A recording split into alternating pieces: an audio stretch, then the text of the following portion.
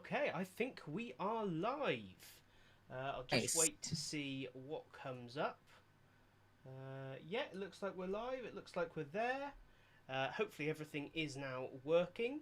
See, we've got a few people already with us. Hi, Happy Hello, New Year's hello. Eve. And do let us know if the audio's okay, if the image is okay, purely because Streamlabs appears to have done an update, possibly after it got a slap on the wrist for ripping OBS off quite so much. And I and get more of the screen this time. this is it. You get 100% more Joey for your money this week. Um, Oh, I'm glad this is free. I don't even want um, 100% more me. that's it. Oh, that's unfair. Uh, but yes, I'll, so nothing worked when we signed in to start this stream. So apologies for being a few minutes late. Literally nothing worked. No video, no audio, no nothing. So that we're sounds here like now, 2021. 2021, nothing worked. doesn't it? That's it. That's It's it. been a bad end. Oh dear. Um, cool. So let's dive into it. It's been a big old month. There's a lot to discuss, a big old Yes. year, I suppose, in many ways. But has. before we get into any of that, let's roll the intro. There's only one place for the breaking news in the world of instructional design. The ID Update with Tom and Joe. All the news you never knew you never needed. Only on IDT.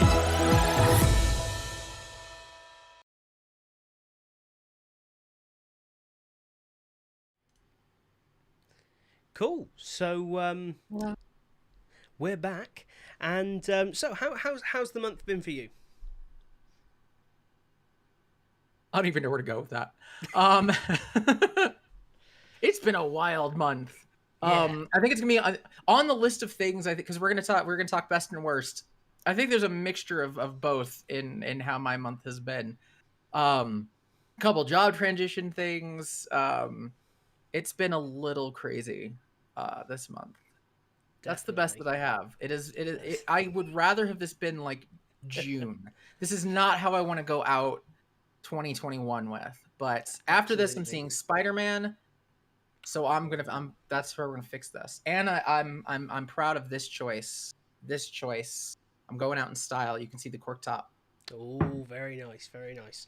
Well, you'll be happy to hear for once the Spider-Man movie is passable, which is high praise for Spider-Man because it's Spider-Man. Ooh. He's like the limpest superhero ever. Um, everything is ultimately going to end in him crying about something. That's every Spider-Man plot. I think that's been true. put to the big screen, and it's just a It little does. bit irksome. Oh no, Aunt May. Oh no, Gwen Stacy. Oh no, MJ. Oh no, Mary Jane. Yeah, like I'm all for them having like an emotional element to them, but Mhm. Spider-Man just seems to take the angsty, studenty, teenager, young person, despite being played by an actor that's far too old to pass for a young person anymore. In the case of some of the older Spider-Mans, Well, just a Spider-Man's little designed bit that too way. far. Yeah, I mean, It's Stanley even came out at the beginning and said that Spider-Man was supposed to be he was the first teenage superhero and he was supposed to have personal problems. yeah, Problem is he has millennial problems, which is yeah. personal problems amped to 11. Yeah, it's like I don't mind them being there. They should not be the primary plot of a superhero film. It's, they should be tangential to this superhero supervillain that's trying to destroy the world, as opposed to, oh, his poor emotional problems. Oh, by the way, there's like a supervillain or something over there that you're going to have to deal with at the end. But primarily, personal problems. Lizard wants to turn That's everybody into lizards, but this is it. But you've more got a importantly, girlfriend. exactly. But no, this one was, yeah, passable. I'm excited. It'll be better when Venom shows up. Except We I'll were gonna find catch up, myself. but we're also going through Marvel movies in order. Um, Ooh, so we're that's doing cool. that thing. So I was gonna like, hey, we should catch up on Spider-Man. She's like, no, it's not in order. That's not where we're at. And the last one we watched was Winter Soldier. So we both kind of were like, oh darn, we have to watch Guardians of the Galaxy. Oh no! And then we watched Guardians of the Galaxy and had a great time because we love Guardians of the Galaxy. It's, see, that's an example of where you can just have fun. That's fine. Yeah. but the fun is integral to the storyline. That's the important Yes. thing. So anyway, Cool. back on point. Yes. Back on point. Really weird December, and I think some of the story is gonna be stuff that comes out in best and worst. Yeah. Probably worst. Absolutely. I have thoughts on this year. And it sucks because you knew it was gonna happen when you looked at last year. Definitely. Yeah. Like in hindsight, I think what happened this year is the most obvious thing, and what's going to happen next year is going to be also the most obvious thing. But we'll get into that. I'll let you drive. Most importantly, what are you drinking? Like I said, I'm going out blaze of glory.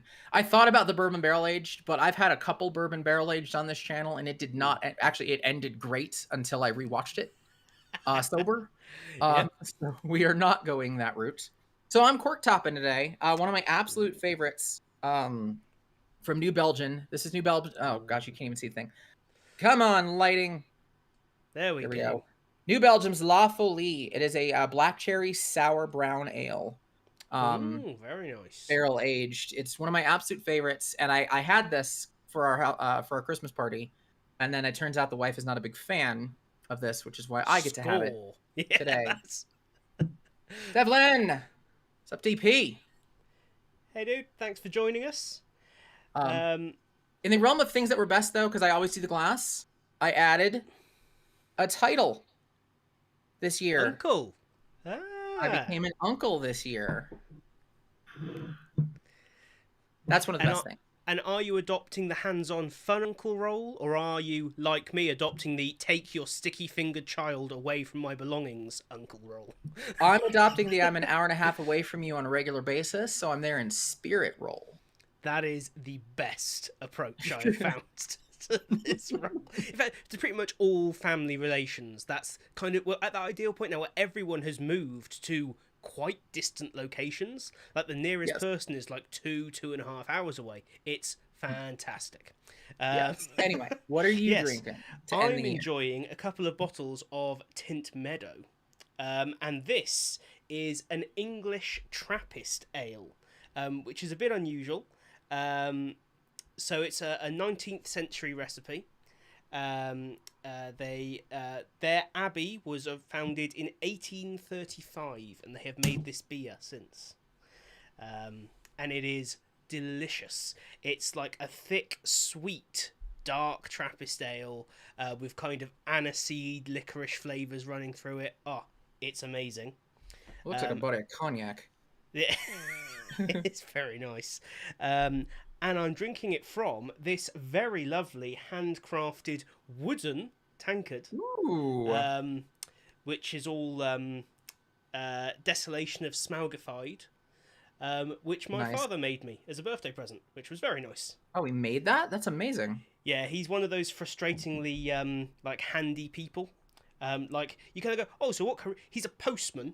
But then, like, just in his spare time, every now and then, he'll like, oh, I've just turned you this handcrafted tankard on a lathe. And it's like, cool, I can make e-learning. Do you want some?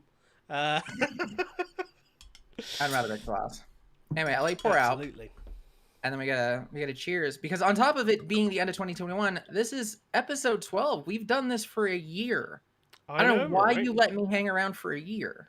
Yeah, it has been a bit weird. But do you know, I was thinking about this today, actually. It's really interesting. Like, having done this for a year, because someone was asking Carthet Richard was asking on LinkedIn whether or not there was going to be a big fat instructional design review of the year.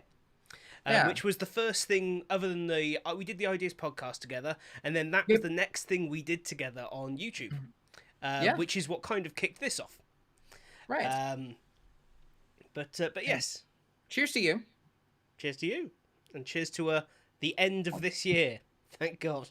God. I never thought I'd say 2020 felt like a warm-up. Yeah. Do you know what? It's funny. For me, like, personally stroke professionally, I would say 2021 was better than 2020. But as a global take, yeah, it's only going downhill. Yeah. It's not 2020 was a great year for me personally. Professionally, it started a downward spiral that has continued in 2021. And that's kind of my own thing. And again, those are going to be things we end up talking about. Definitely. Because I think it's something I am not alone. I know I'm not alone on thoughts about profession, which I think is one of the biggest trends. Yeah, and I think there's I think that sort of trend we'll talk about it both ways as well, because I see it more and more from two angles now. But Okay. let's kick it off anyway with again, we've not got so many kind of news stories as such, but we have kind of, I think, just got roundups of the year, haven't we? I mean, we could do the tech roundup really quick. Not much, because everyone was in a code freeze. We knew that. We said that in November. You just don't do it during the holidays. Yeah, pretty much. Let's do you know what? Let's do the tech stuff and just get it out of the way. On a personal things Tom tried comment. Obviously, I said I was going to start looking at more authoring tools, and I've had more time to spend looking at Chameleon Creator, and it's really good. I quite like it. I'm quite. I won't say I'm surprised that I like it as much as I do, because it's uber simple. I think the trouble is, whenever I now think about simplified, templated e-learning, my brain goes to Rise.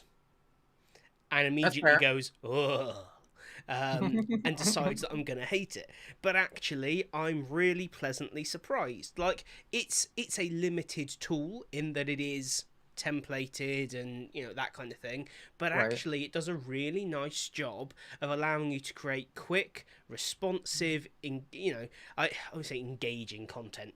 It looks good, is what I really mean when I say that. You know, without a lot of effort. Yes, there we go. It's aesthetically pleasing. That's the right way to put it, isn't it?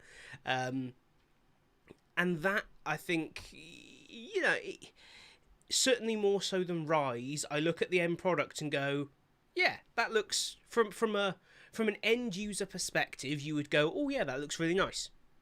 Like, we're always going to look at stuff because of the type of people we are in our industry, right? And go, oh, I wish I could. But an end user will look at it and go, yeah, it looks great. So yeah, I'm pleasantly surprised for once with an authoring tool. I guess I have no current gripes, which is nice. Like Spider-Man, it's passable. Yeah, absolutely. I think it's difficult, isn't it, when your expectations are so low that you can't get that excited about a new bit of software straight away. Right. So I always say you've got to do maybe 10, 15 projects in something before I think you can actually say, okay, so this is what it's really like. Mm-hmm. But yeah, initial look, I'm pretty pleased. I'm pleased enough to invest in a license, which is the first since the Camtasia debacle. It's the first permanent license I'll be purchasing. I am sorry for my timing, and that is it. That is all I am sorry for. The core tool is fine. I just bought at the wrong time. That's what I go. It's Apple. First month is crap. The end. There we Actually, all months are crap. This episode not sponsored by Apple. This nor any of the other 12. We know this. We own this. I'm still stuck with mine.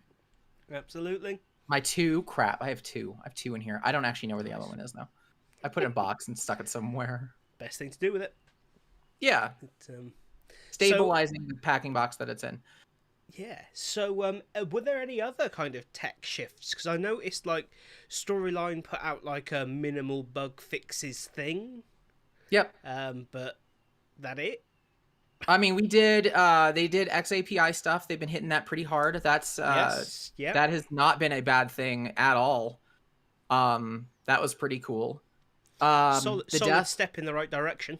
Yeah, definitely a solid step in the right direction. They've been doing a lot with JavaScript, so working with that is quite a bit easier. So the JavaScript editor, it's like, do you ever work with Notepad++? Did you ever use that? Not for a long time, but I did. But you're familiar with it. The big difference between Notepad and Notepad++ was like Notepad++ gave you like lines and numbers.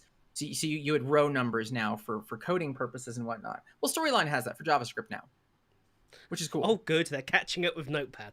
Yes, they caught up with Notepad++. Welcome to the 2003, whatever. Other than that, nothing major except The death of Articulate Online happens today. Oh no! It goes down. I have never met someone who's used it. I have no clue. I don't even know the functional purpose of Articulate Online. It's kind of like a LMS almost, but really, really, really bad. It's I never got what the. This is probably why it doesn't exist anymore. But I never understood what even the proposition or intention behind the product was. And I don't think no, they my did. Articulate portfolio. Well, yeah, but isn't that what reviews? Well, I suppose it's not really what review is for, but that's It's what not what it's everyone for, it's uses what you use review it for. Yeah, that's it. It's oh, but yeah, I guess that's some of those things. Nothing from anyone else, I don't assume, really. Camtasia was bug fixes as usual. Captivate is nothing as always. I think they're just gearing up for whatever is going to happen next year. God, I hope that happens. I hope we get whatever insanity happens next year. I just hope it's actually an improvement as opposed to a reskin. Increasingly, I'm seeing conversations that are leading me to think, are they just dressing up Captivate? Which would be upsetting. That would be upsetting. Captivate's just... Yeah. It's... So I don't... honestly, I'm trying to think about it. I've been thinking about it a little bit, especially since we talk about it damn near every single episode of As I Fight With My Camera. What do I want in an authoring tool at this point? Because there was a point early in my career where stuff like Storyline would have been great, and having that kind of power and having those kinds of tools would be great. But kind of like with a car, I've been driving long enough. I don't need a lot, and the extra stuff just sucks. It's just fluff. Like, I'm not suckered into it. Yes. Now that I'm a decade into the career, so I'm trying to. I keep trying to think, like, what exactly do I want out of an authoring software? Yeah, I haven't really thought about it. Yeah, I was having this conversation literally earlier today with Joe Suarez, who sat down and recorded an episode of the Ideas podcast with me, actually. Oh. And that'll be coming out next week. And we discussed exactly this, and we were kind of saying about how the instructional design world really gets what I would describe as bottom of the barrel software development. Like, it's shite. It really is. Well, that's going to cause me to get a message from YouTube. Never mind. They don't like swearing on live streams anymore. Did you actually get a message from YouTube? Yeah. That's creepy. They were like, you won't be able to monetize this video. It's like, if you think that was a consideration, you have massively not checked out the viewership of this channel. We ain't monetizing this ever. Hey, YouTube, if you're watching, please comment, say hi. It'd be great to chat. But yeah, so yeah, it's really bad. It's always messy, the actual work, but even just the actual products are just all very. They're either minimum viable product to the extreme, where they give you, the slimmest bit of functionality and then market it well, or there's functionality that is of no use to anyone in the product. Whereas I kind of think, why don't they I've said it before here, I've said it a lot on these episodes, just copy a Webflow or a Wix or a whatever, because within that there is inherently different levels of how you can use the tool. So you can just go, I want that module, drag and drop, click, click, click, done, done, done. Create a style sheet at the start and then stick to it. But you can also, if you want to, but you never have to, dive into the raw code or anything in between the two. Right. And that, to me, I don't understand how that's not just been let's just do that. Easy. There's this huge shift towards these scrollable, responsive, all these good words, content. Well, web design companies have been doing it for the last decade, so why recreate it from scratch? Right. I maintain the best thing someone could do right now is create like an extension that you could install in Webflow, and literally have it, you click that and it packages up Webflow in a SCORM or an XAPI package, depending on whatever, and then you download that and upload that to your LMS. But that would be a killer authoring tool, and you wouldn't even have to make the authoring tool. You could just make an extension. Not an authoring tool. It's a converter. Exactly, because Webflow allows you to export all the code from your design immediately. So you can just get the HTML, JavaScript, CSS, and then you could just then dump that code file into whatever software they create to create a SCORM or an XAPI compliant package. I say this as if it's like super easy. I'm sure it wouldn't be. But I've got nothing there. yeah, I've got absolutely no idea what would be involved in that, but I can't imagine it's that difficult. Like SCORM is not that complicated, especially. No. Like too complicated for me to do it, but these people are clever that do this kind of stuff. It's a matter of want. You probably could if you tried. No, I'd have no idea. That's like genuinely that. Like creating a piece of software is so far out of the remit of people who actually work in L&D. Like I wouldn't even know what language you would make a piece of software like that in. Well, I think next year we're going to see a bunch of that, because that was. I'm just going to I'm going to lead into one of the big things I noticed in 2021. Go for it. Everyone's getting bought. Yep. That's what happened. Like every episode, you and I are talking like acquisition. So when I was mentioning this was the natural way of things, we could have seen this coming. 2020. What was the theme? Everybody needs training all of a sudden. COVID hits. Nobody has training because it was just this, they only had live stuff. Everybody needed to go to e-learning. E-learning exploded as a profession. Tons of money invested in that, of course. Now everybody's getting bought because there was a ton of money in that. So last year, 2020, training showed relevancy. This year, training shows value. Yep. Or at least people think it has value. They recognize value could exist. So venture capitalist companies buy everything. Oh, yes. So what happened next year is the natural conclusion of this. You got to execute, and it's going to be bad. You're going to see a lot of random crap out there with those VCs trying to make money, trying to get some of their money back. I expect 2022 is going to be a mess of features and services and garbage. And I am so excited to watch the mess happen. Thing is, I do agree. I think that will happen. I also really hope that extra bit of money allows someone to create a genuine competitor to the big established kind of tools out there, because I'm really interested in the kind of where some of the newer tools go. Like you've got the likes of 7taps has gone from new product to big brand almost. Yeah, we've at least talked about them online. recently. Yeah, so they've done really well. You've got Chameleon Creator, you've got your Pebble Pro, you've got Evolve has done incredibly well. Adapt's come out with a new version, and I still don't understand why more businesses aren't using a free and open source solution they can host themselves. But whatever. I remember you had me look at Pebble last month, and I looked at it for about 10 seconds, and then I saw the price. I was like, right. And this is what I think will be interesting. The challenge of being a small business that creates software is that the cost of creating software doesn't change based on your size of business. But a big business can absorb a huge cost without creating a huge membership fee. A small business has to make money somehow, right? And so that cost of development cannot be sunk into lots of members. It's going to be sunk into your early adopters. So are you expecting a lot of perpetual license things, or are you expecting memberships from small business? Okay. I don't see perpetual licenses lasting on any software for much longer. I genuinely don't. In fairness, I would love it to. I think it should. I think you should always be able to buy a piece of software. The fact that you can't is disgusting.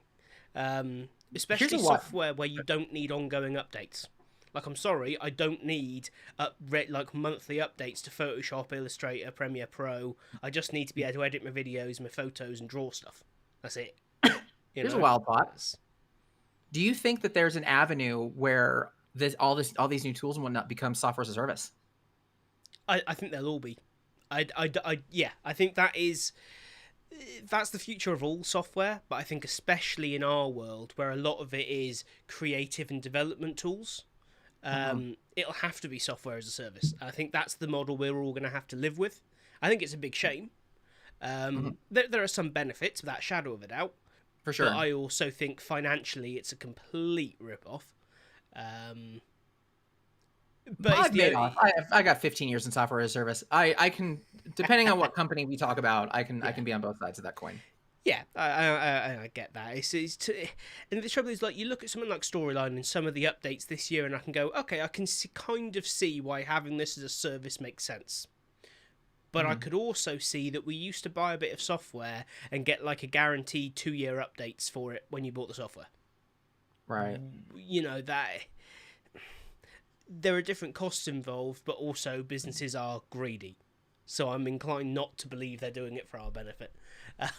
You know, I'm still thankful for Camtasia's $50 maintenance fee that gives me Yeah. great support, and then I get upgrades for free. Yes. Well, I get free with an asterisk.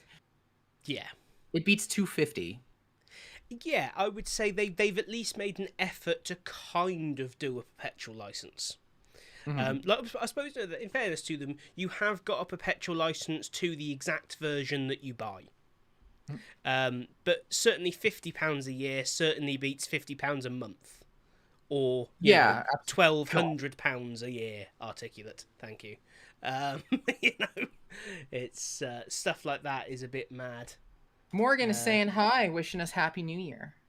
Hey Morgan, thanks for joining us, and yes, Happy New Year to you too. Yeah. You will certainly hear from us in 2022. No doubt about that. No doubt about that at all. Own up to the crap that I'm about to start. Yeah. I have some really spicy feed. Part of it is because my career was in such a weird state of flux. So I got to see a little bit of the darkness of stuff that I look back on, and I can't help but see I should have known that. I should have seen that coming. Because some of it is a continuation from 2020. Some of it is stuff that 2020 can only have caused. Like, I'm a little bitter about the industry in 2021. But I also had a really bad string of luck. So for quick context, I won't go desperately in the story.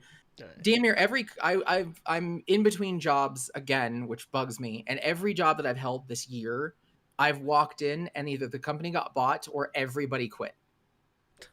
So I suddenly had no place to go. I was like, there was no way for me to fit. And the thing is we saw this in 2020. We saw 2020, another big trend, transitioning. Everybody's transitioning their careers and whatnot. So we got this new influx of like teachers that wanted to do ID. I'm still seeing constant posts of I want to get into corporate ID and stuff like that. Yep. I jump from kind of place to place, and it's like, oh, I'm looking to get out of corporate ID. I'm like, you guys, you just hired me, right? Like, yeah, no, good luck with the next guy. Next guy's like, why did they hire you? I don't know. They've left. Like, damn it. Yeah. It was frustrating. It was a frustrating year for me. Yeah. It's interesting to say about people getting into and out of, because it's funny, at the end of 2020 there was this big kind of like, wow, the industry is getting a lot of people into it, whether it's teachers or managers or wherever they come from. There seemed to be this almost clamour to go, I want to work in instructional design. Whereas now, increasingly, and more so among people who I think have been here a while, I'm having conversations where people are saying, I'm not really that fussed about L&D anymore. The landscape has shifted to the point where this isn't what I want to do anymore. And I found that to be quite interesting. I mean, I'll be perfectly transparent to the audience. I'm sort of in that boat. I'm teetering on if I want to do this. I think the way that I've been getting around it is I'm finding myself doing L&D for companies that are a different passion of mine. So I'm jumping back in advertising and marketing, and I'm looking for training positions in those companies because I kind of get the best of both worlds. That makes sense.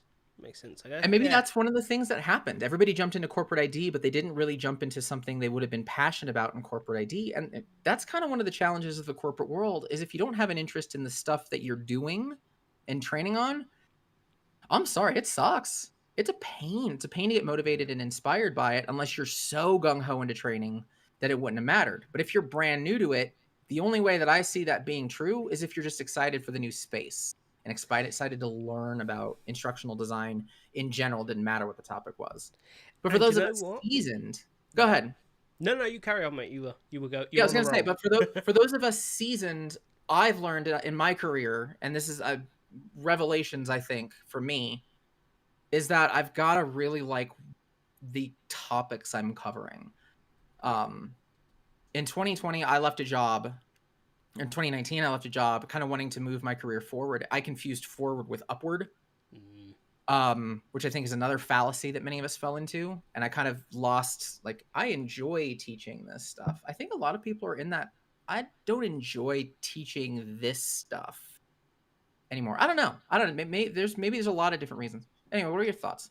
No, all I was gonna say was that I thought earlier, certainly earlier in my career, and probably until fairly recently, I had this thing about I love what I do. I don't mind who I do it for. Because I still find the learning process, the training process, very interesting. But I think that shift, even if we're saying about how long you're in the industry, it starts to shift. I've found that now is that it is starting to shift, and certainly in terms of client work, there's much more of an uphill battle now to do stuff that actually I find boring or that I don't like. And like that's why in my business anyway turns away business from certain industries because we don't want to deal with it. Primarily, I mean, originally the list was oil companies and banks. We don't want any part in that. But now there's just like additional things. Like we did some work for a like a medical training thing in the not in the States but in Canada. And it was the most boring rubbish I have ever had to produce in my life. And like when I say it was boring, it's not that we did a bad job with the content. I think from a technical and learning standpoint, it was good. It was engaging content, big inverted commas, all that kind of thing. But just to me, sat there plowing through the content, I could not get excited about the project. Yeah. And so we just kind of put an asterisk and was just like, nope, not again. Because I also find that increasingly it's much harder to do really good work when you couldn't care less about the content. Right? Because there's nothing I want to bring to the conversation. I just want to get through it and I don't care. MVP, the further away I am from being interested, the more likely MVP is going to fly. Yeah. And it's going to be those dark, disgusting times where I'm thankful that the rest of the company has no clue what good training looks like, because I'm going to give them crap and they're going to think it's the greatest thing because it exists.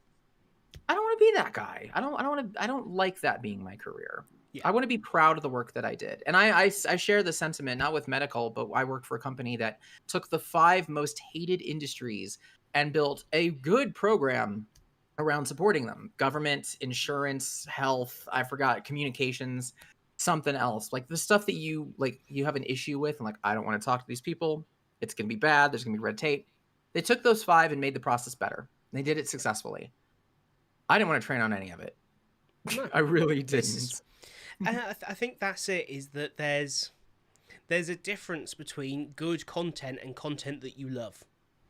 And I feel like, although I'm not about to say, right, that's it, I'm done with the world of L&D, I'm done with the world of instructional design, although by the looks of it, instructional design might not exist in 6 months. We appear to want to rename everything at the minute. You know what? I hope it doesn't, because nobody knows what the heck instructional design does anyway. And I think that's why we have the problem we have now, is people looked and said, I want to be an ID, and then they realized the 30 different things that it was. Like, I don't want to do 29 of those. Yeah, but I also don't think the things we're replacing it with make any more bloody sense. That's the issue. We're not simplifying it by I don't know, using 60 different terms. I think we'd be better off just clarifying this is what I do. Which is not often I get to have X in my title, learning experience designer.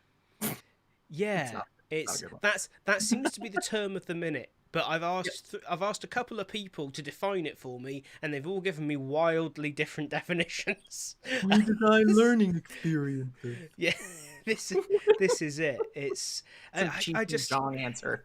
Yeah, like I genuinely don't mind like terminology changing. I just wish terminology had a set definition. Sure. People go, oh, why don't other industries take L&D seriously? This is the reason why. They don't understand what the heck we're on about because we keep changing the words and their meanings. It also makes it very difficult, I think, to have a prolonged career in the industry. Because you kind of get left behind without, even if you're keeping an eye on things, you get left behind because the other day I said to them, "Oh, I'm an end-to-end instructional designer," which I've always felt is a fairly sensible way of just defining I'm an instructional designer that does the whole process. I go from end to end. That's fair. Easy. Okay, I'll give you that. I've kind of, that's what I was introduced when I started doing it, and so I used that term. And they were like, "Well, that's not an instructional designer at all, then." So, well, of course it is. I'm designing instruction. That's End to end. yeah. No, that's they came up with some other word, and I was like, okay, cool, whatever. It's because half the time you have a team, and half the time you don't, and half the time that team is doing the exact same thing that everybody else is doing, and half the time it's you are going to do storyboarding, and then they're going to do development. Yep. You can't. The goalposts are constantly changing. You can't pick one. But at least don't try to pick a term that encapsulates all of it. Nobody's all of it unless you're actually all of it. And I like end to end for that. This is it. And even then, like as an end-to-end instructional designer, there are still lots of projects, in fact most projects, where I don't do everything. It's more a statement of what you can do as opposed to what you will do. Because you're right, on most larger projects, one person is not going to do the whole process. You'll get a small team of people to do your needs analysis and your scope defining stuff. You'll probably get a group of people to do your researching and scripting and storyboarding stuff. And you'll probably have another group of people doing development. The fact that you have the skill to do any one of those does not mean in a real project you will be doing all of them. And if in your business you are... ID. Suarez jumping into the picture. ID. Oh, I like that. Full stack ID. I like full stack. And hi, Joe. Hi, Joe. Yeah. Welcome to the stream. No matter what, it needs to be an adjective that says how much we do. That's what it sounds like. Yeah. How involved are we? That's it. Oh yeah. Partial instructional designer. No, occasional weekend instructional designer. Professional beer drinker, weekend instructional designer. That's right. I also just noticed, as much as I love this class, big problem. Comic freaking Sans. Oh dear. That's I put my end of year beer in this. This is if this is not the metaphor of 2021 right here. Comic Sans on a beer glass. Class and hope, but really it's Comic Sans. Nice. That is. Oh dear me. I'm not proud of that. It is the Comic Sans of years. I'll dump this into I've got my glass. I got my Decks and Drafts glass. Yes, mine was arrived. It was very good glass. I'm glad it came in. Yes, it was really quick actually. That was amazing. I was amazed. The US Postal Service, obviously I know you gave up on posting to Australia as a country. That was quite funny to see on the news. Oh God. We were done. All right, anyway, back to titles. Yeah. So something like full, again, this is kind of thing, as much as I quite like full stack ID, part of me is also like, we don't need another term. Like collectively, and I guess this is one of the challenges of having an industry that does not have a central body. Like we have them around the world. Like in the UK, we have the CIPD and the LPI and TAP. So that's one country with 3 bodies, which is kind of a good example of the problem, because the UK isn't a huge country. So we don't really need 3 bodies to look after one industry. That's fine. We have ATD and Wikipedia. There we go. Good job. But just collectively, if whatever the collective governing bodies could get together and just define some key things, I think actually that would be really helpful. Yes, for those of us who are already here, but also for those wanting to get into the industry. Yes. Because then they would be able to see through the rubbish that's online where people are like, oh, just learn storyline, you'll become an ID. You're like, I have a problem with this. It gets you far.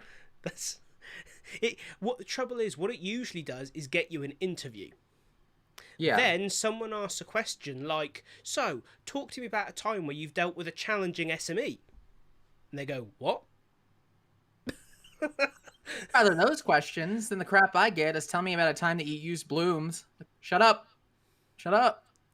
That's another thing I wish that we would do is get off of these stupid methodologies and ideologies and have people who have never been in training think that that's how you identify a good talent. Yeah, I think that there's kind of two challenges there, isn't there? One challenge is in how we bring people into the industry, or how we don't bring people into the industry. It's kind of a weird mix at the minute. Sure. People either come in from like I'm in a business and I've kind of worked my way into the training world within a business, and therefore I've learned on the job, which is not universally the right or wrong way to do it. Oh, got him. This is it. You kind of figure it out as you go, and so when you find out about learning objectives, you kind of Google it. Maybe you read a book, maybe you read an article or watch a video, and then you just start doing it. And you find out what works and what doesn't work quite naturally. You have a natural talent. Yeah, it kind of develops that, doesn't it? It's but then you've also got the I've taken an online course in whatever. Whether that's a certified program, whether it's on Coursera, whether it's an academy, whether it's a boot camp, whatever. There's so much different stuff out there at the moment. It's on my list of best of 2021, by the way. Is Oh, Karen right. North rocking that world? Yeah. We'll definitely dive into that. But I think, and then you learn that, and you speak to some of, and not all of them, because they're all slightly different, in fairness, but you speak to some of them, and they're like, so how do you define really effective learning objectives? Blooms! Because the course told me to. And it's backed up by science. It's like, do you understand the science that backs it up? No, I don't need to. Understand is a Bloom's word. I'm kidding. Yeah, it's like, that's not how research is supposed to be used. It's the difference between research based and research informed.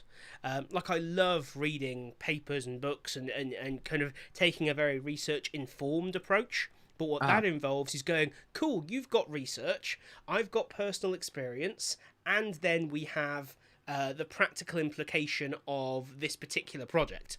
All of those need to be considered, not just what research says. Like, research can say blue is the best colour to put this text in. However, if the person is colourblind, it's not.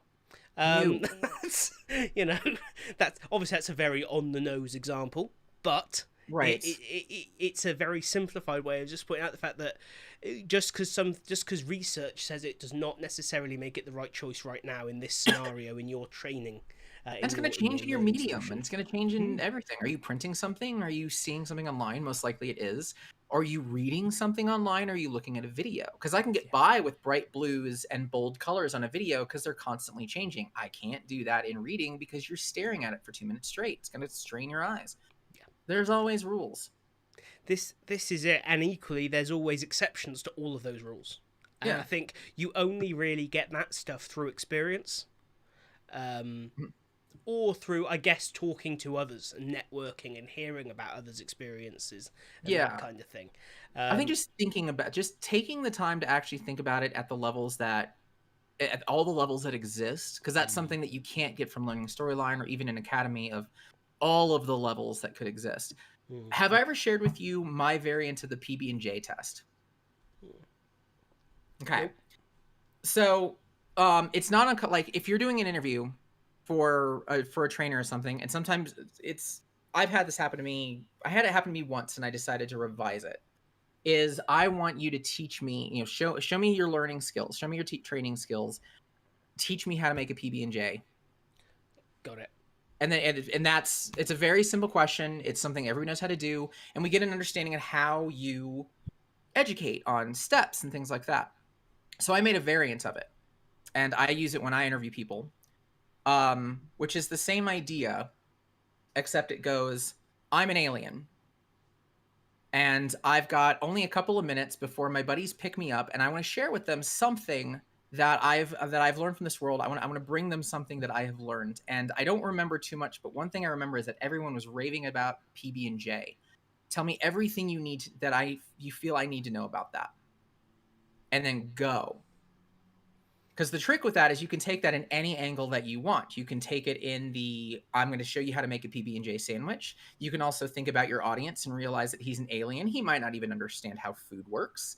Do you educate him on what bread is? Do you educate him on what peanut butter is? Do you educate him on what jelly is? Did you educate him in the history of why this is such an important and a staple? There's so many different angles to take that story, and you got to do it on the fly. I love it. It messes with people so much, but I learn a ton of how they respond on the fly.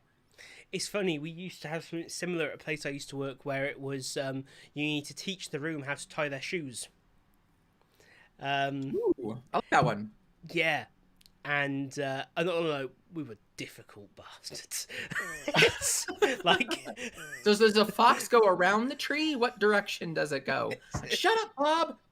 It was, and you'd always make sure, like, your little things, like you'd make sure at least one person in the room was left-handed, and you would just things like that you know they will not consider unless it's specific to them. I love that. And similarly, even better if they are left-handed, them then trying to train someone who's right-handed is always hilarious. It's such a simple thing, and yet when you try and train a room of people, it's quite funny. Like how quickly unstuck very good, very, very experienced trainers will become. I like that. I want to take that. I want to take that to SMEs. Is hey SME, because the biggest challenge with SMEs all the time is that they're approaching it from the perspective of somebody who knows everything, and they can't switch their brain off to trying to teach to people who have no clue what the heck they're talking about. Yeah. Or what the heck they're talking about. I love that. This is it. And we always set it up as, look, I've only ever worn Velcro shoes, so teach me how to tie my shoelaces. It's super simple, but always a same sort of thing, basically. Yeah, but I'm gonna throw a bit more curveballs. specific. Yeah, here's all of the curveballs. Let's see how you get around it. Yeah, and maybe that again, kind of looking back at the trends of 2020, 2021, of everybody's just like, I can jump in. As you mentioned, I just need to learn storyline. I think there's no training for that. Just as there's you can't train somebody on curveballs. You can't train somebody on one-off. Nobody's going to buy it. Nobody's going to want to learn it. But it is one of those things that sets everyone apart. But I also don't think it's very difficult to come up with, here are a couple of random challenges to get you thinking in those kinds of spaces. I can't teach you in a one-off, but I can teach you the trends of a one-off. Yes. You don't always know who your audience is. It's not your audience are all left-handed people and you're right-handed. It's that your audience is different than you in some way, shape, or form you might not think of. Yeah. Done. That covers everything. This is it, and I think those are all really core skills that you don't necessarily get when you quote-unquote study instructional design or corporate training. You get them from anecdotes, from speaking to people who have done it, or interviews. That's probably not when you want to start learning, really. Isn't that one of the biggest? Isn't that one of the biggest criticisms of Bloom's, is that it doesn't adapt for anything? Yeah, it's very rigid, and it kind of creates, not deliberately, but it does kind of create this hierarchy of this is better than that is better than that. When in actual fact, I always point out the fact of, if all I want is for someone to understand something, well then, why do I need to try and get to create? Like, no. If the whole point of this, one side of A4 is for them to understand, then that is the perfect and best learning objective. Yeah. But it's because they keep drawing it in a pyramid. Stop drawing it in a pyramid. Well, stop drawing it at all, but stop drawing it in a pyramid. Well, yeah, this is it. I mean, ultimately, I kind of, whenever now I talk about it, it's like, just write down what you want your learners to be able to do at the end. That's it. Yes. That's all I want to see for learning objectives. I don't want to see a set list of verbs. But, I feel like the battle has been fought again, and lost again. I lost it. Last half of this year, I lost it so often. I think I told you about it. Like, we were bad enough that not only did we have to do it, we repeated it at the beginning, at the end, and the end of all the verbs that you learned, and here are the verbs we're going to teach you, and here are all the verbs you learned. I think yeah, that's It's a 3-minute almost like video. another level, isn't it? It's having to put it in there. Yeah. Like, who are That we benefiting? I don't know. this I is just it. that's And me. That's me diving. That's a rabbit hole that I can dive down for another hour. But yeah, I think I know, right? we should talk about other bests Okay. and worsts and 2022 because we're nearing an hour. Yeah, So absolutely. respecting time. So here's one of the things that has made me a little bit happier with the industry this year. The Okay. number of people who are sharing their thoughts seems to be much higher in terms of the number of podcasts that are starting up, small YouTube channels, people posting insightful stuff on LinkedIn rather than just frickin' polls or infographics. And, people just getting involved in the discussion, involved in the debate around different topics. Whether I agree Totally. with them or not is different, but that's kind of the point, right? Is to get these different views out there. I And mean, it you have to have a seems to disagreeing me. opinion if you want to talk about anything. Or else Exactly. that's called an echo chamber, That's well, yeah, exactly. and you don't And want that. it's no. And to me, that's very positive because I would have said this time last year, my biggest concern for the industry was that everything I see is from the same 10 to 12 people. Yeah, I remember we were talking about that. Yeah. I mean, I think it was one of the things that I mentioned in Big Fat, the Big Fat review, and everybody kind of came at me because not came at me. It wasn't like a negative thing, but it was that that Yeah. need to be published thing. Robin and all of them were chatting about it. I Yeah, agree with you. absolutely. I've seen less of the same names. Not to discount the great names out there who are doing good stuff, but Yeah. tons more conversation. This is it. I would say it's not necessarily. Don't get me wrong. There are some voices that I wish would just go away, but equally there are voices that I think are really positive and really good and really useful in the industry. But that we also need, more than anything, we need voices that are on the ground doing the job, Yes. Oh my God. Yes. rather than I've written a book and therefore, or I've been in L&D for 30 years but haven't made a course in 28 years. Those kinds of voices. They have experience, they have insight, but we need that balanced with, actually, I've only been here 4 years, but I've just run into this and this was my solution. What do you guys think? I've definitely seen a lot of that. Yeah. Especially in the Facebook groups. I've been a little off and on those, but Mm. I do know I'm seeing a lot of how do we do X, how do we do Y in those. It's been nice. Yeah, a lot more community sourcing of information and advice, which has been good. Yeah, I find the Facebook ones, they're very hit and miss depending on which one you go to. Like, a lot of the Facebook ones that I joined, I ended up leaving because they were pretty much just platforms for one person to sell their courses. Yeah. So it's that kind of, I'm only on one because I want to monitor the trend, but yes, yeah. I loathe those so much. Which is the flip side of my my worst of 2021, which was the passive income model. Seems to have just reached a point where it is unsustainable and unhelpful. At least purely in my view. And I say this from a couple of perspectives. One being just someone who works in the industry. One being someone who hires people in the industry. And another just being, I don't know, having considered setting something up about kind of how to do X, Y, and Z as courses, I just kind of think the space is saturated now, and it's very difficult to tell what's good and what's bad. Yeah. At least externally. People are trying to say what's good and what's bad. They got to stop. I go to the model of here are some curveballs. There's not a right or wrong answer, but be prepared for them. What feels right to you? Yes. Yeah. That's my thing. I mean, I'm totally with you on the passive income aspect of that. And I say that with a Patreon. And by the way, I support ID Update by going to buymeacoffee.com/IDTips. Oh. Yeah. I'm giving you crap. Yes. But as a main But, source of income. Yeah. It's more the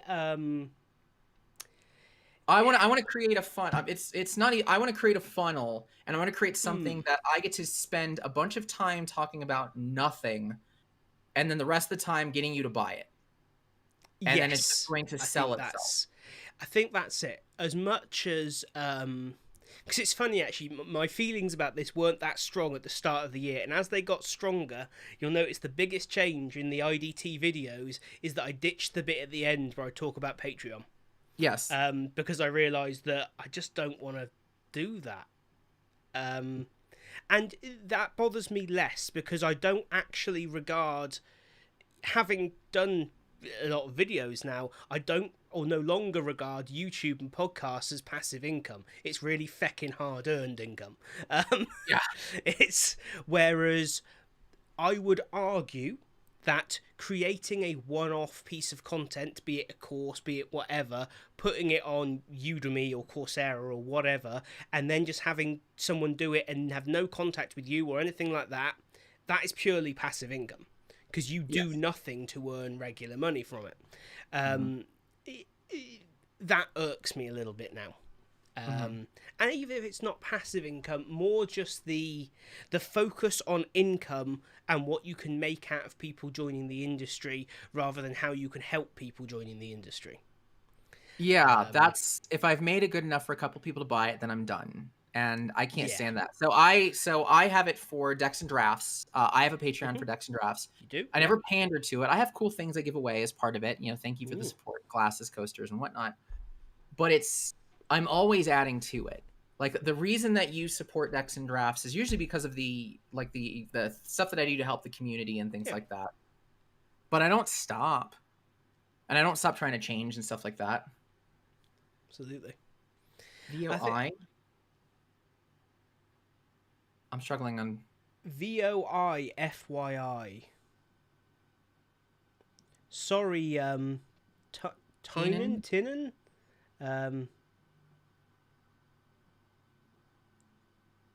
Obtaining a content, definitely. I think yeah,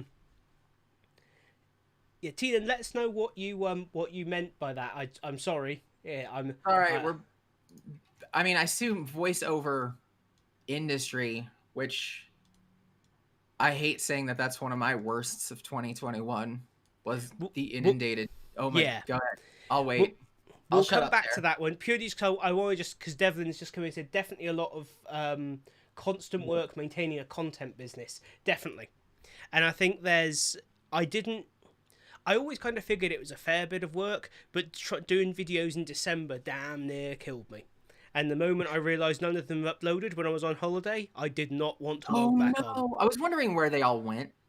It was great. I made them all. They were all set to upload in December 2022. No. Little bit of a cry when I saw that. That was not cool. Yeah. But so yeah.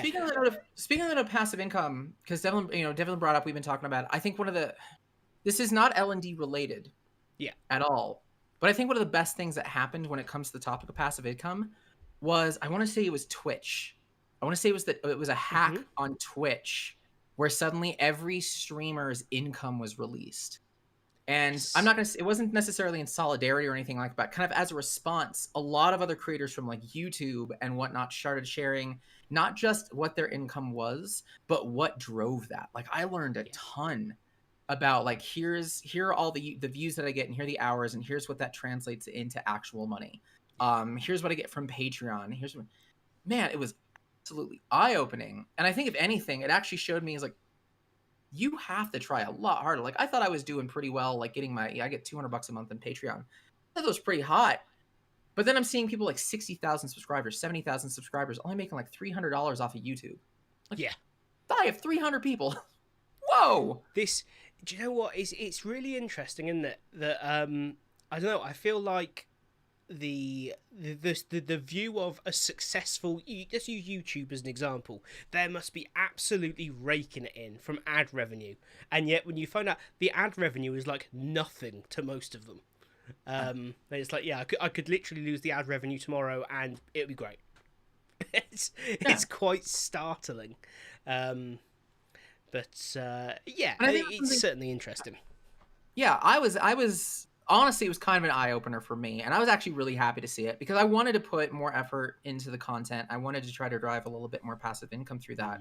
And then I saw what everybody was doing and the fact that this was their full-time job. I was like, I don't even want to go through the stress of that. It's not a matter of the work. I don't want to go through the stress and the panic, and the content has to not only be good but be accepted by an industry, and like I'm not there yet.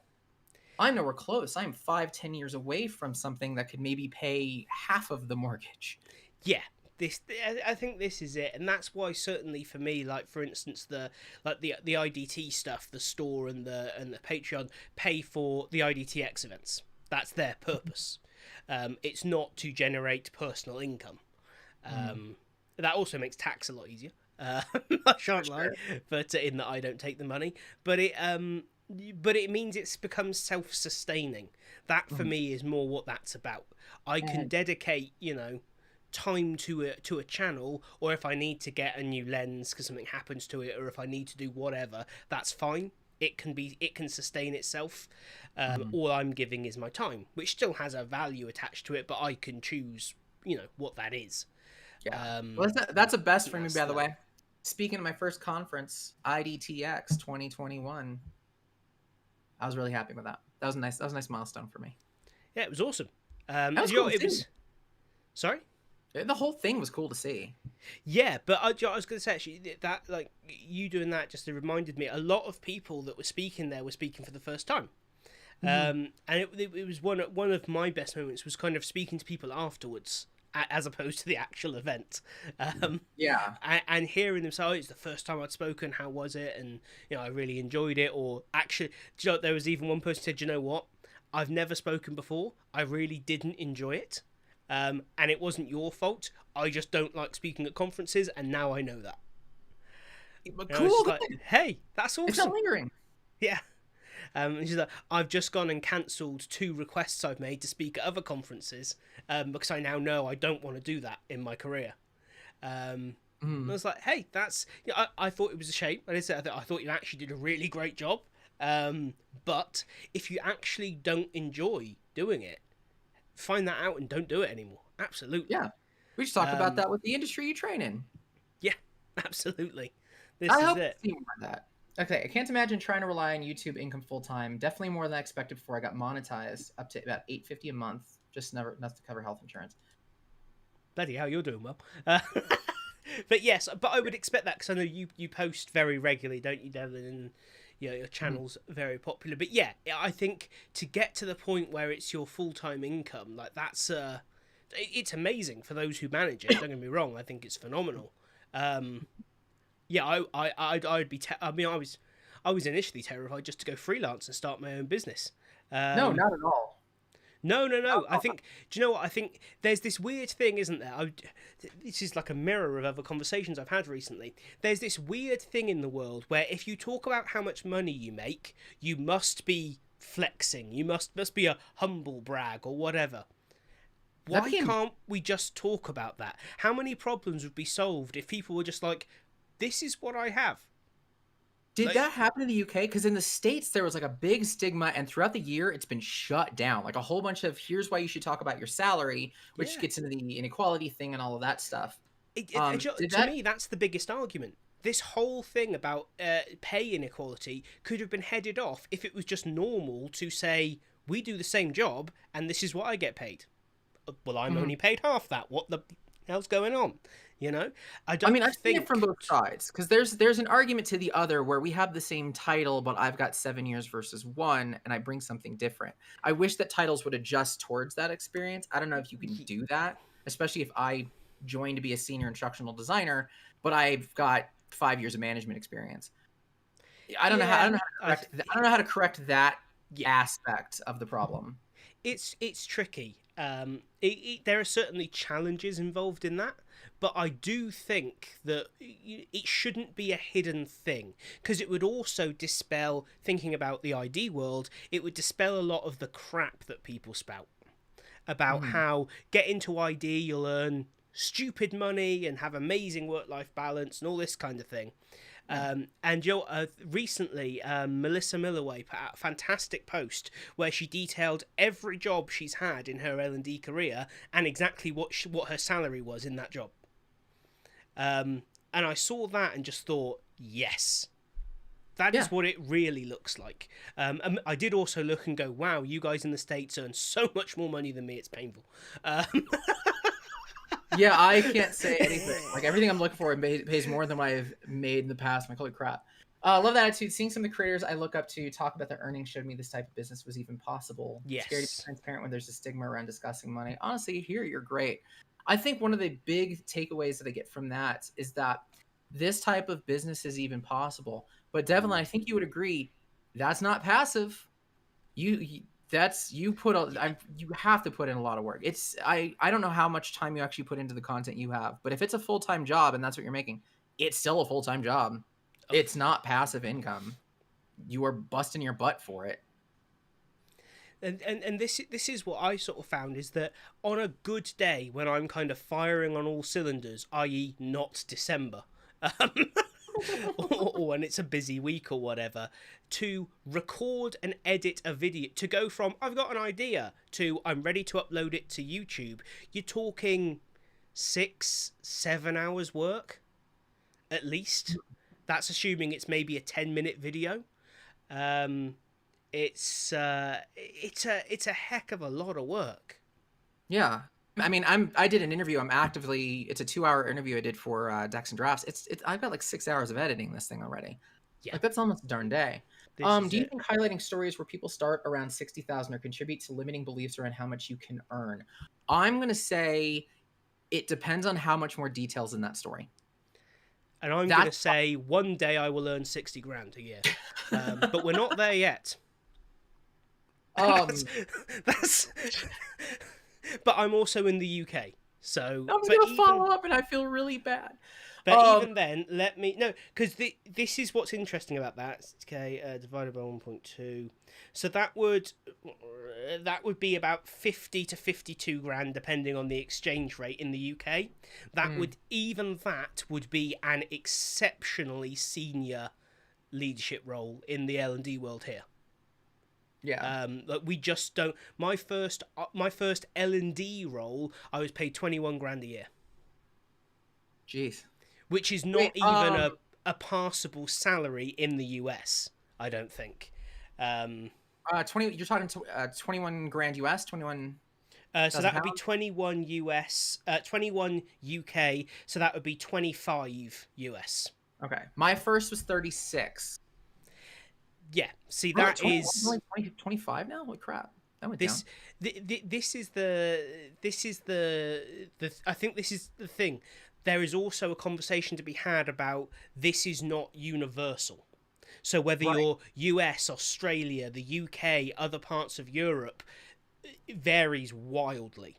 Like US salaries are globally higher than most countries.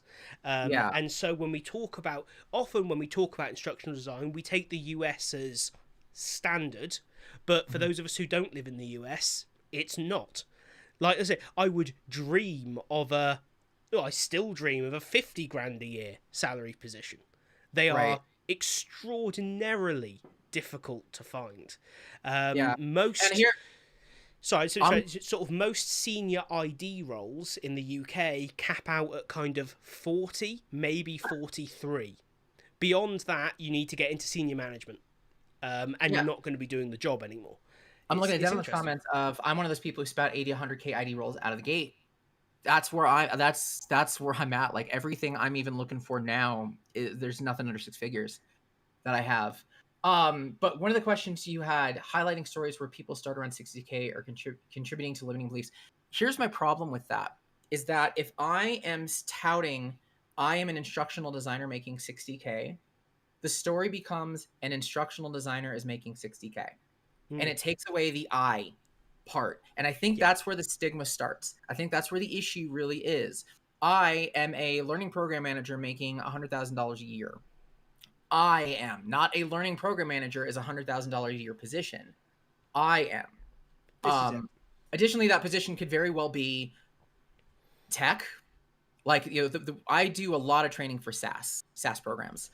That's a different problem because now I've got to learn working with SMEs. I have to have a tech background. There's a whole lot of elements to my position that only experience brings with you, and that ups the market value. But I still walk into that same job at Salesforce or wherever as an instructional designer.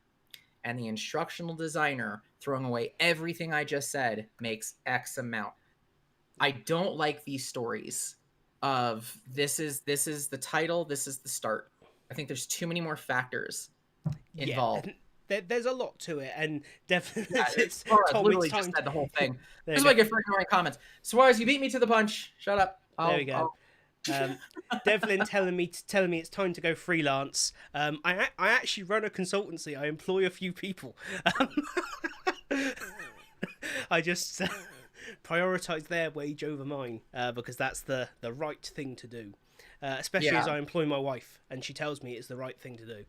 So you know what I would love to see, Devlin, as a follow up is doing blog posts, and I'm gonna reference the newsroom on this one, because there's a scene in the newsroom where McAvoy is specifically being basically blasted for being part of the 1%. He's like, you are part of the 1%. You are part of the problem. And he says, that's not the story. I am being paid what the market values me at. And here are the factors that come into that. And I would love to see more conversation, not just around here's what the salary is, but get a blog of somebody saying, this is what I make as an instructional designer. And this is why I feel that's my market rate. Because it's not the title that's the market rate. It's the person. The title might set the bar, but the person is what goes over that. I want to see more of that. I want to see more of that conversation out there. And I think that would help educate. And I think that would help take away the stigma of, holy crap, Tom, you are way more smarter than me. You're making what? There's a problem. Like, there's a whole lot of different conversations that need to happen there. But I guess there's also the conversation when looking at. I think it's easy when we talk about salaries and money to look at the number and assume that both people are equally happy with what they earn. Because similarly, I look at a US salary and I go, oh, so much more, for instance. That's huge. Or US freelancing rates are a prime example as well. That's amazing. That's amazing. And then part of me says, I am so happy with my, lifestyle balance, how I work, who I work with. Would I change that for more money? No. Yeah, my wife is actually dealing with this right now. She just transitioned careers into something she loves. It's a lot less money, but she comes home happier. She's not spending the extra salary on therapy. That's exactly why my wife went into instructional design. She's smarter than I am and picks things up quicker than I am, and absolutely despised who she was working from before. And so I went, well, why don't you come and work for me? Well, actually, she did, and then I said yes. So I guess on the flip side of the conversation about my business, the flip side of the conversation about talking about salary is it's great to be happier. You mentioned, are people happy with what they're doing? If they suddenly realize that there's a salary discrepancy, do they become less happy? And that is the question, isn't it? If the answer is yes, then they should look to address the salary position. If the answer is no, then they're fine. But that, to me anyway, and that's, you always just think that's me speaking from a position where I am not really being discriminated against in any meaningful way. Right. That's just not part of my life in the real world. Yeah. Sorry, white guy. I know. Exactly. This is it. I don't face any of those issues. It's slightly different if your salary is markedly lower because of whether it's race, gender, sexuality, whatever it might be. That's a completely different world to be in, I think. For me, it's a wider discussion. Like, do I want to do the work, and is it enough money, as opposed to is it the most possible money I could be getting doing this? Comments coming in. Choose roles to make less. Yeah, absolutely. I think making less to gain freedom is key. Right at the start, I said about how we don't take work from oil companies and banks, and certainly in the UK, they are the two highest paying clients you can get. Because I prefer to be able to sleep at night. Um, Yeah. it's So I want people who are aiming for 80 to 100,000 roles to know that it's possible. Yeah, it should be. It should be that way. And everybody, hey, you want to get into ID? Because everybody wants to get into ID. Here's what it starts at. Not here's what it gets to. yeah. Like I said, think I really don't think that there's enough out there on how to increase your market value as a person in instructional design. I'd like to see more of that. I think that'd be so valuable. I don't think anybody talks about it because we're just now getting past the stigma of salary to begin with. Yeah. I think there's a long way to go on that in society before we can specifically look at the ID world, isn't there?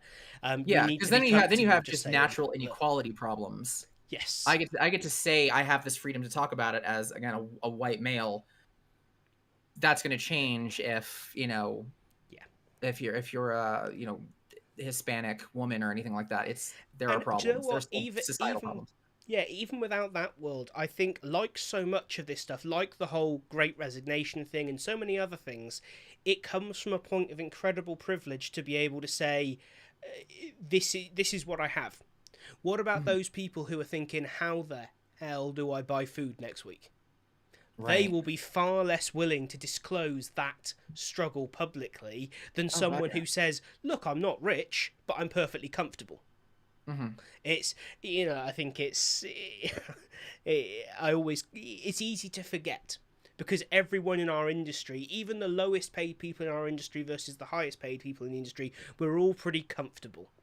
This isn't an industry where you live on poverty wages. No. Versus the poor sod delivering Amazon parcels. It's, it's a very different conversation to have, isn't it? So, woo! Yeah. It's fun. Well, that was a good conversation. I like that. Cool. I don't even know where to go from there because all we have left is like worst. Yeah, pretty much. No. So on that note, I'm just gonna laundry list some of the best things that I saw. I'm just gonna blast through them specifically because we're an hour 20 in. As I mentioned at the very beginning, I think that L&D proved that it has value. We saw that in the form of all the acquisitions that we had. Now we're hilariously finding a different type of value, which is pretty cool. But I think as far as the industry as a whole, I just saw a thing that was talking about 2027 at like a $1 trillion industry. Like I think that I don't see that not being a thing. I absolutely see that happening. I like that L&D found a lot of value. I like that I'm still seeing a surge in jobs. I actually expected that to drop in 2021, and it's actually gotten better. Like when I was let go, finding other positions, there are tons of them out there. I'm glad that's still a thing. I thought that was going to drop like a rock. I really did. Other things that I was really excited about in 2021, I like that there's variety in things. I like seeing these new tools breaking in and becoming a force and becoming, I'm not going to say a problem, but becoming a little bit more relevant. And they got to go through some different channels. Yeah. I like the pebbles out there, and I like, Adapt doing new things. And I like that people are asking about video and audio and equipment. I feel like 2021, we just got smarter. I think we just ramped up our standards. Granted, we still have to execute those, which is my big fears of 2022, is being able to execute on standards when you have such a heightened demand to prove value through all the venture capitalists and so many brand spanking new people in the industry. That's gonna clash. I see that clashing. But I'm glad we tried. I'm glad we're trying in 2021. It was really uplifting to see. I think this year was probably the single biggest step towards being a modern industry. Because we've always historically been a solid 5 and sometimes a decade behind. Whereas I feel like we're now, it was still a few years behind in terms of technology, but we're at least striving to kind of cover that gap.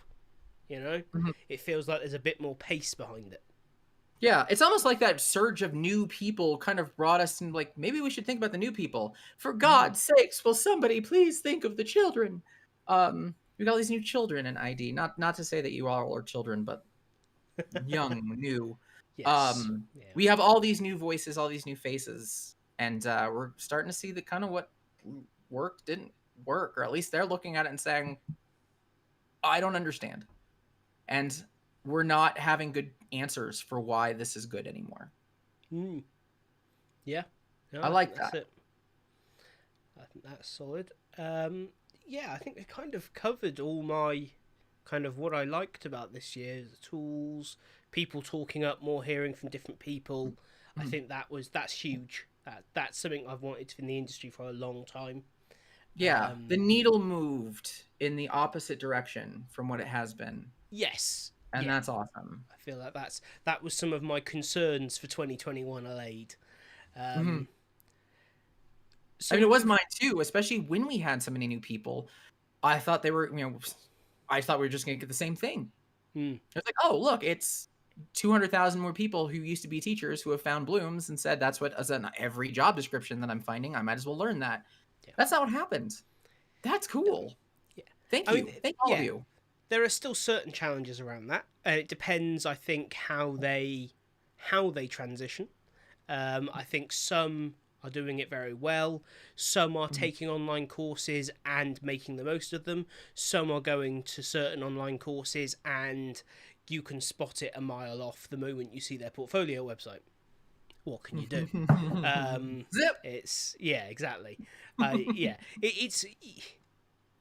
We've kind of discussed it before, but it's that thing where when you're interviewing 30 candidates and 20 of them have an almost identical portfolio, it's not a Mhm. good look. Um, No. because at that point, as a recruiter, you start saying, well, how much of this is you and how much of this is the template you were sold? Right. Setting aside the web design, even the courses and the examples are the same. It's Mhm. very. It doesn't inspire confidence. Let's put it that way. Doesn't That's fair. inspire confidence. It's like Um, I mean, I think that's gonna be one of those things that if you standardize the jobs and the titles, you're gonna do better at. Because an instructional oh, designer yeah, could be somebody who just knows how to do storyline, or they could be somebody who knows how to actually design around a course and then execute in storyline.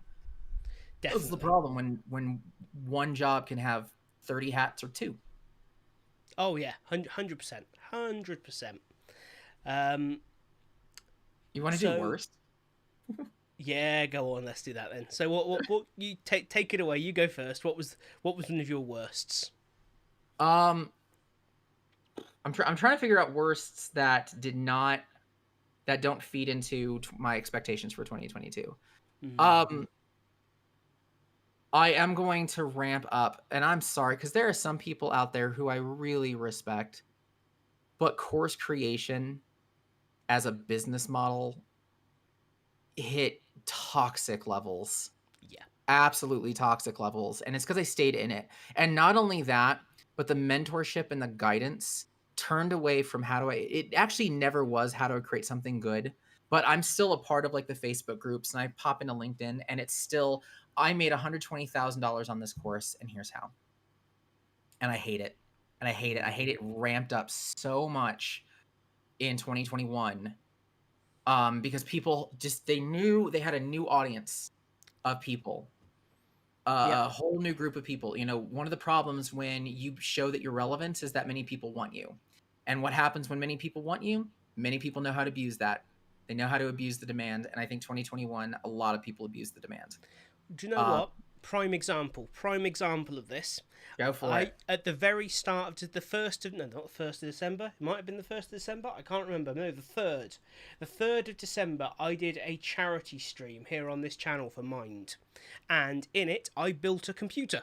That was one of the things that I did in the I saw stream. some of that. Yeah. It wasn't particularly well filmed, but I built a computer on camera. There we go. The next day, I got an email from someone saying, I saw you were building computers on YouTube. I wondered if you'd like to work with me to create an online course that will gain you X amount of income. It was like, 60 grand in the next 12 months about how to build computers for people setting up their first work from home offices. My response was not polite. In that you could have at least watched my channel and noticed that I'm an instructional designer. If I was going to create an online course, I would not require your support. But also, my content is free and readily available online. That should have given you a message about how I feel about this. Right. There are certain. I take a lot of online courses, and I like them. I'm a big fan of Masterclass. It's one of the few sites I spend a lot of time at. But I also particularly like YouTube because it's free. And I feel like that's kind of the flip side of it. If people were creating these courses and then just putting them out to the world, cool. It's a passion project or whatever. But Yeah. the money side of it has got a little bit on the nose, shall we It's say. so used car salesman. Yes. It's so frustrating. And I guess the thing is, there are now so many, it is very difficult to be able to identify which ones have value and which ones are, the teacher's one lesson ahead of the student type of thing. Yeah, and you can't do. I mean, the only person like Car did the whole thing with academies, but you still have to go and like, let's review this academy. I don't have the money to do something like that, and even if I were to do it from an objective point of view, I'm gonna get the dissenters who think I'm ratting on the entire industry, and I'm gonna get those who think that I'm just preaching to whatever choir if it's good. The ability to be genuine got so much more difficult.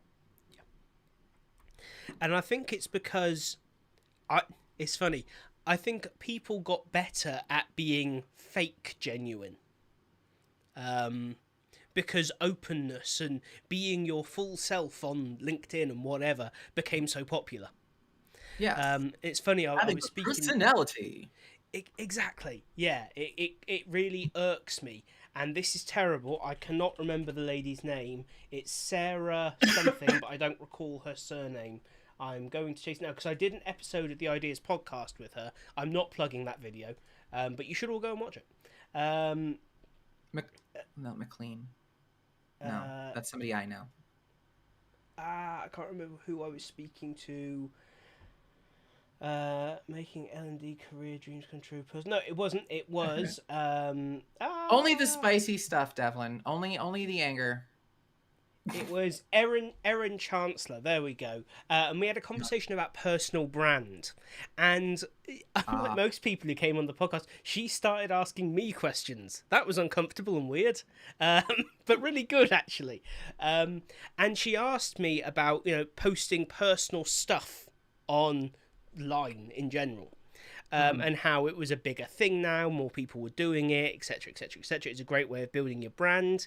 And I kind of made the counter argument of, I don't like it personally. I have nothing against other people doing it, but like, I don't really post personal stuff online. It's not that's a Facebook versus a LinkedIn versus a whatever. I just don't post personal stuff online. I'm really boring. If you follow me on social media, you get instructional design stuff. And that's pretty much it. I'm all about throwing personal stuff online, but I try to do it in such a way where I try to learn from it and engage conversation. I find your posts interesting. Yes, exactly. Yeah, I do it to grow as a person, as a person, not as a brand. Yeah, I suppose that's the thing, isn't it? It's see the fake, genuine, and manufactured. And yeah, I think that Devin's the point there. Definitely seen the fake versus genuine manufactured emotions out there when it comes to selling courses. Definitely, so I think that's especially alive on Facebook, I must say.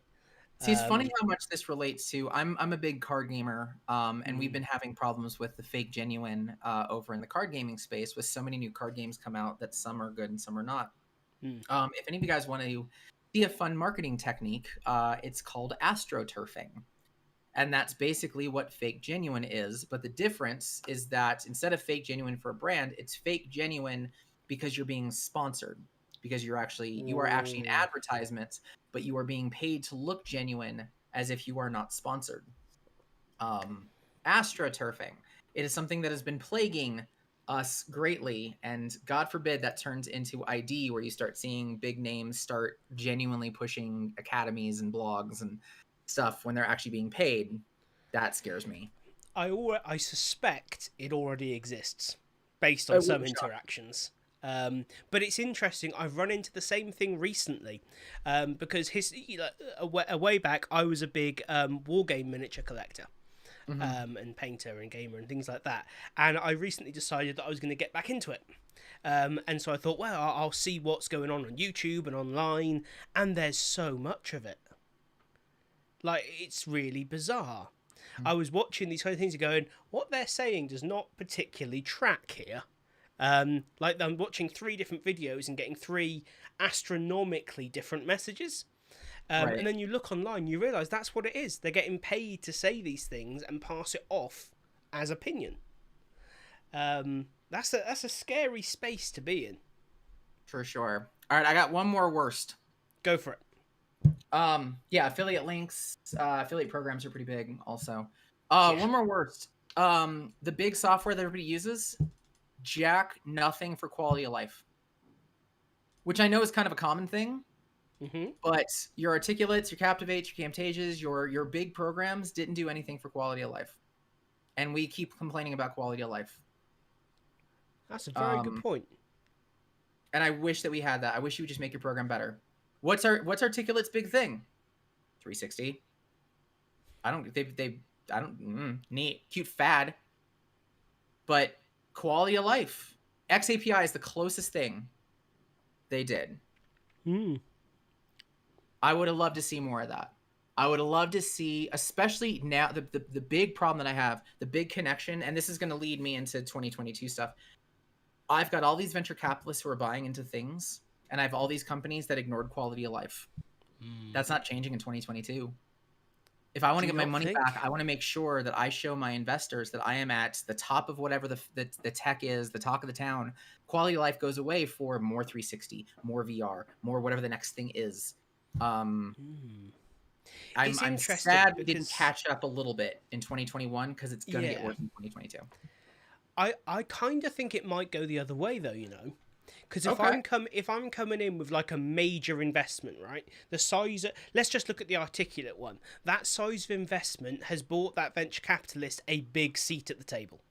Like, it would surprise me if they didn't have now, like, you need to get them on side if you want to do something, because they're going to own a significant portion of the business. Maybe. We just have to be loud enough about it.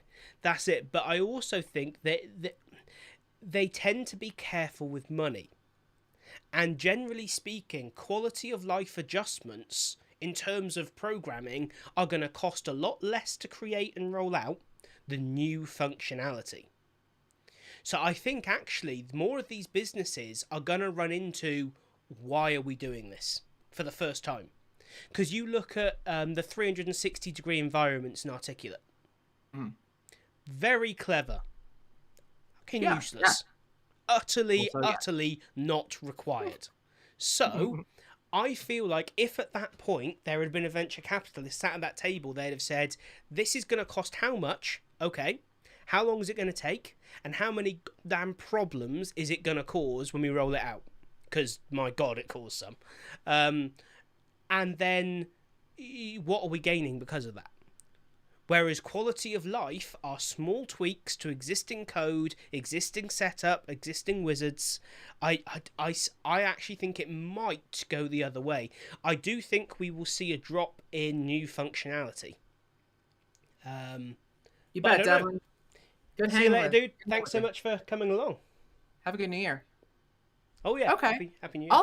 I see you. I'll see you there. I'll see you on that. I could be wrong. We'll have to see which one of us is right next year. We'll see you December 2022. That's it. All right, what are your 2022s? So it's funny, like you nailed the biggest one, which was the courses situation. It's becoming untenable and unhelpful. One of my bigger, let's say, concerns, probably one of my biggest frustrations has been the join the industry and go straight to freelancing. It'll be great approach. Ooh.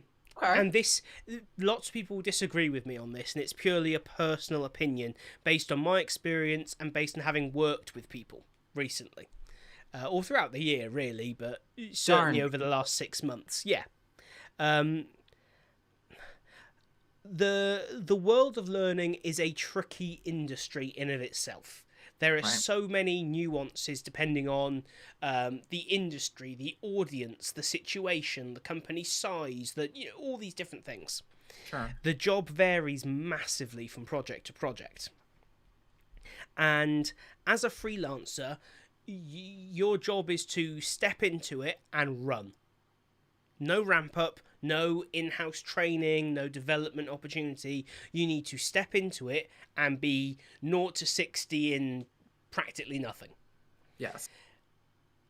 That is very difficult to do if you have very limited or no experience in the industry. For sure. And this is my concern with the, whether you've been a teacher or whether you've been a manager or whether you've done nothing before, joining the industry and immediately going freelance, I think, is very high risk and also causes a lot of problems. Certainly everyone that I've worked with this year that has done exactly that has been they've always been pleasant enough, but the project has suffered for their lack of experience. Okay, that makes sense. And it is things like conversations with SMEs, where we all get frustrated, right? When things are spinning in circles or they're being unhelpful to us, in our view, whatever. Those of us with a bit more experience are able to handle that. Those who are going, but they're just not following my process. It's like, well, it's because your process only matters to you. No one else gives a damn. I'm a that kind of person sometimes. Yeah, this is it. And that's the thing. It's not to say that everyone with experience is perfect. Of course not. Right.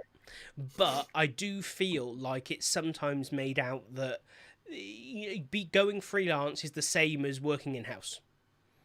And it's just not. And I haven't really seen that much of it before this year, if I'm honest. But it's caused me a lot of pain.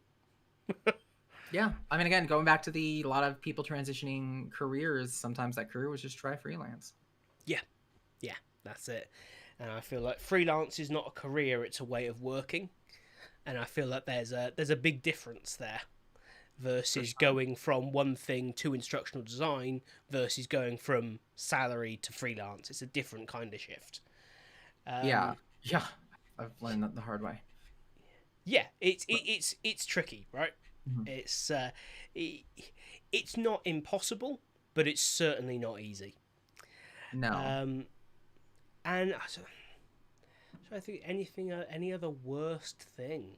I see more and more people using Macs. That's concerning.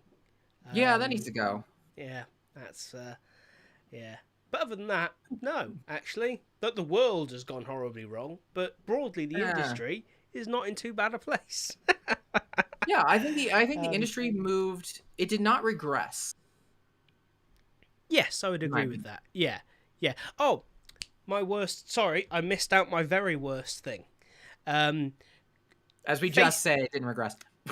No, the industry did not regress. This is a purely business money management thing. Conferences that were face-to-face, going digital, and still charging the same amount. Ooh, what the hell? Totally get it. I was so unimpressed. That's a good one. I didn't even think of that. Yeah, you want me to attend, but because I'm attending digitally, but you're going to charge me the same as the person sat in the room. Go to hell. Look at all the money that you're not spending on airlines and hotels. You could just give it to us instead. Yeah, absolutely. Woe betide that the customers save any money. So it was such a shameless money grab from a couple of conferences this So I think year between both of that us, it's shameless just money grab is the theme of 2021. yes, pretty much, pretty much. It's Beauty. speaking of which, Patreon. No, I don't think it's um, shameless if you're just treating it as a casual one-off. it's shameless, but that's because I'm shameless. No, there's Yeah, I I've actually very much said shameless and shameless plugs and shameless Patreon. absolutely, but I would argue that any YouTuber who's creating actual content, by which I mean they're not just sat there talking about their lives. I'm sorry, that's not content. That's just, you know, Blogging. well, yes, but very dull blogging as well. But anyway, um, there is a lot of work involved in that. Like there are a few people that I support on Patreon, and it's not because they do nothing, you know. Whereas, yeah, the conferences charging £1,000 for you to log in on Zoom. Yeah, I'm sorry, that's not cool. No, go away. Yeah, that is just, and then they're not even. They'll be go, oh, here's our 720p stream. It's like, wow, I can see my money's gone into a lot of Shut equipment. up. Then. Yeah, it's like if I'm paying £1,000 to join a conference via Zoom, I expect there to be like a TV style team ready to broadcast this with 7 different camera angles and, you know, VTs that are going to be played. And no, just a old camera pointing at the stage. Unimpressed, severely unimpressed for an industry that was supposed to be leading the way in going online. Yeah, not cool. No. It's No. not a good look or a good move. But But let's move on to the final part because we are rapidly coming up on 2 hours. So it'll be one of Yeah. our longer episodes. So we'll have to wrap this up. We've said this before, is every time we say we're going to go shorter and we acknowledge it, we just go longer than the last time. Absolutely. Remember when these were an hour? They were never an hour. No, that was the They're scheduled intention. for an We'll do about an hour. You know, we'll see if we need that long. Maybe it'll be shorter. hour. No. We Yeah, do. no. Turns out if you get us together and apply beer, like conversation just keeps going. So You know, at least we're not 2022. trying to figure out what the heck we're talking about. No, this is true. This is true. I always think these are a bit like conversations you have with someone at the pub. Pretty much. I think it was fun. Anyway. Yeah. 2022. What are your predictions, fears, hopes, dreams, ambitions? So as I mentioned, 3-part series. L&D in 2020 becomes relevant. L&D in 2021 becomes valuable. L&D 2022 needs to execute. And I don't know if it's going to get there. And I think as a result of that, you're going to see a lot of wild ideas come out of the mix as far as technology. I think you're going to see an influx of attempts to be relevant. Either by individuals, but more likely by companies, by brands. I feel that businesses are going to go on I suddenly need to be relevant because the industry has put value in me.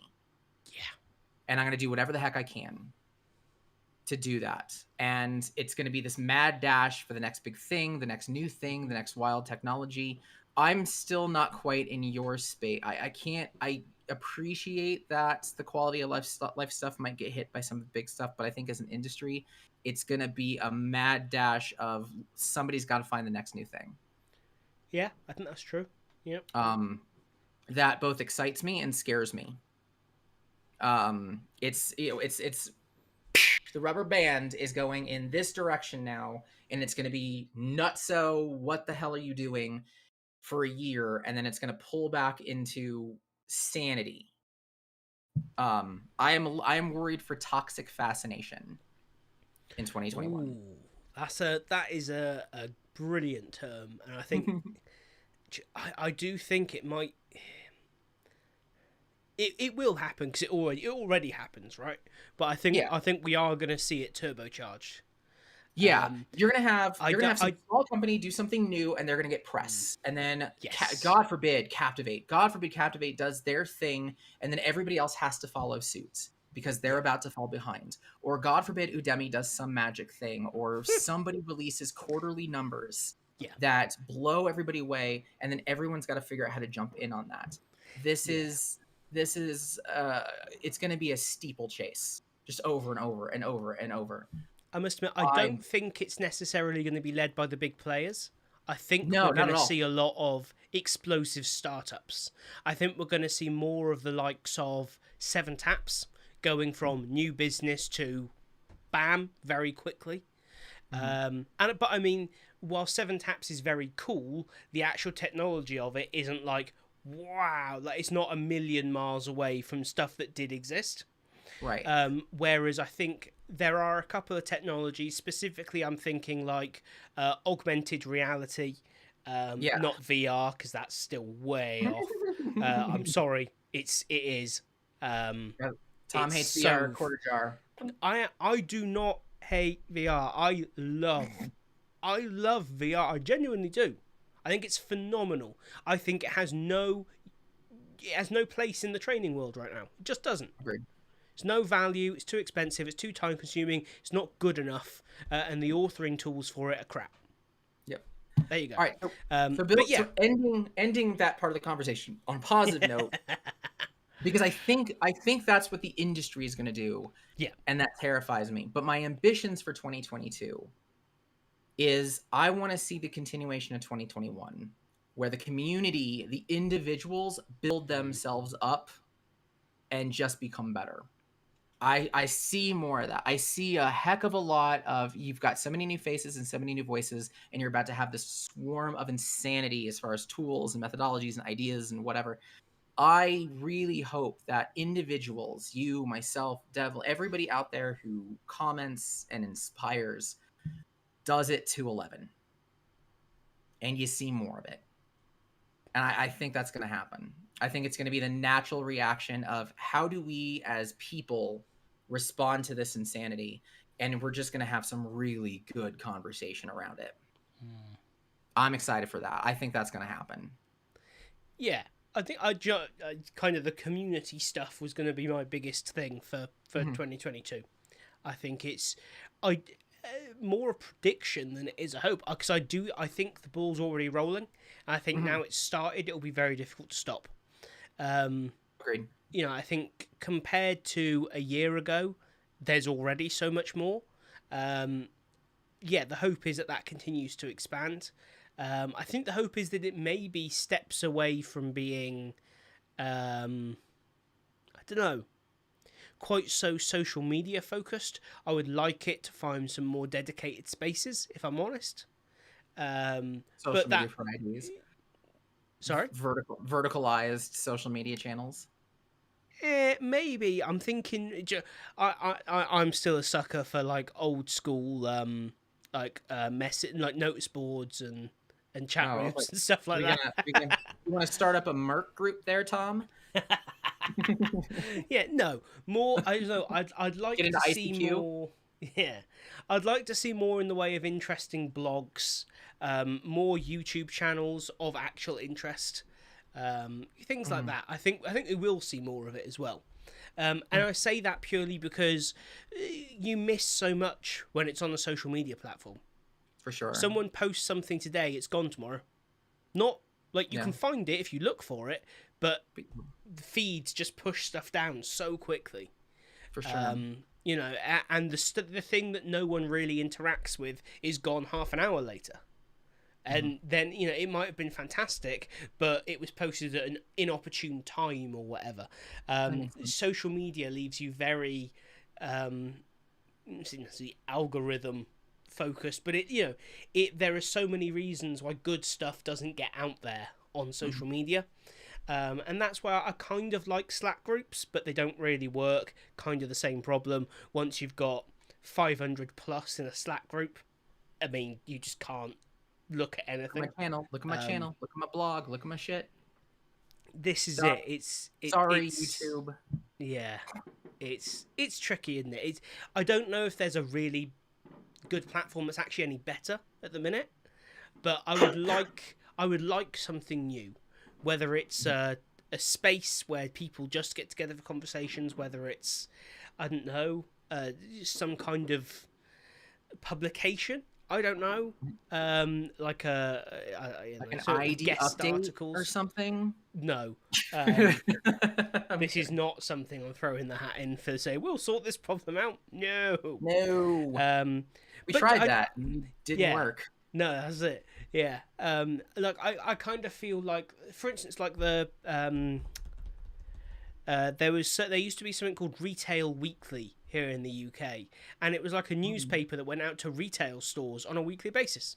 Very unimaginative title. Yeah. I mean, industry but mags are nothing new. exactly, yeah. I would like to see some of that kind of thing in the ID world, whether it's just digital or whether it's whatever. How it would be done, I don't know. You'd need someone who is that kind of expert, but Yeah, I would like to see something like that out there. That would be cool. that'd be cool. And I think maybe we will. Maybe this will be the year it happens.